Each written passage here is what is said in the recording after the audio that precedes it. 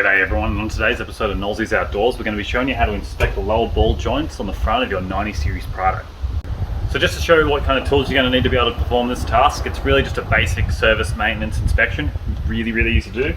You're just going to need your factory bottle jack like you got here, and literally any bit of metal. Now this is probably not quite the right bit of metal that you really want to use, something maybe a bit thinner, you know, still something strong and solid like this though would help, and something with a bit of leverage just to see if you can actually, you know, move them joints around.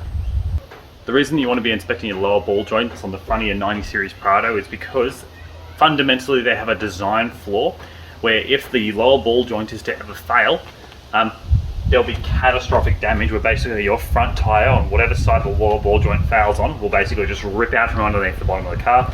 If you jump onto the Mighty 90s Facebook group, you'll probably see post after post after post of people who have basically done the stanky leg and totally just absolutely destroyed the front end of their vehicle. So make sure every time you inspect your car, this is part of your regular service maintenance. Alright, so basically at the front of the vehicle here now, onto the front side, we're going to start with the driver's side first. What you want to do is you want to grab yourself your bottle jack that came with your car. It should be in the boot there. Whack that right under here. Park it basically directly under at the front end of your lower control arm, here, right underneath where your strap mounts to the lower control arm. Then you basically just want to jack up your car until this wheel is off the ground.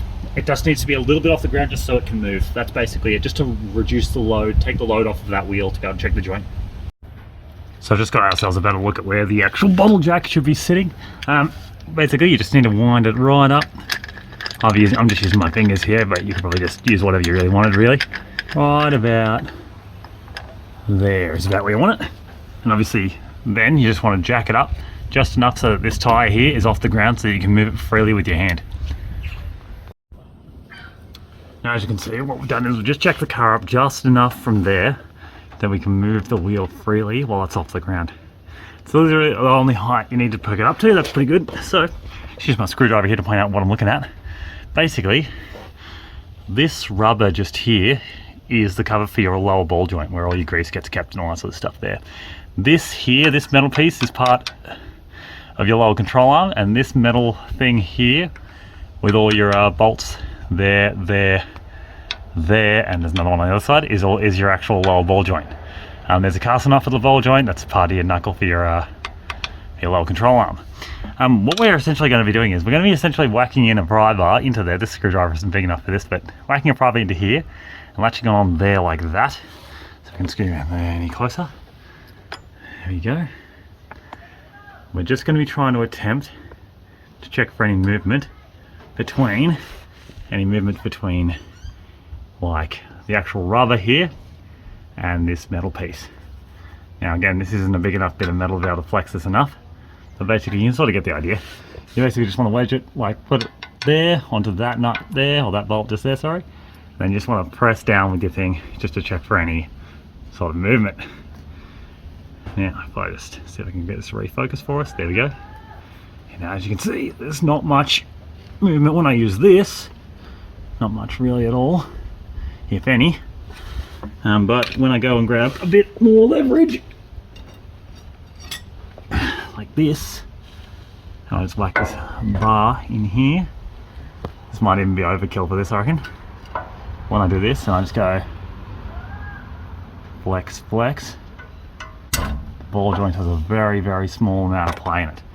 Now, this is no cause for concern on my car, but if you have any play when you do an attack like that at it in this joint here while the wheel's off the ground, very important that the wheel's off the ground here to take the load off of the suspension. If you have any play in a joint like that, you'll want to replace it. Now I've just ordered a new set because as you can see from just looking at this, where all this grease and all that sort of stuff is there, and the fact that there's no dust covers on it means that I probably should be up for a replacement for these anyway. I mean, they've got over 250,000 Ks on them. They're probably the factory ones that came on it when the car was bought new.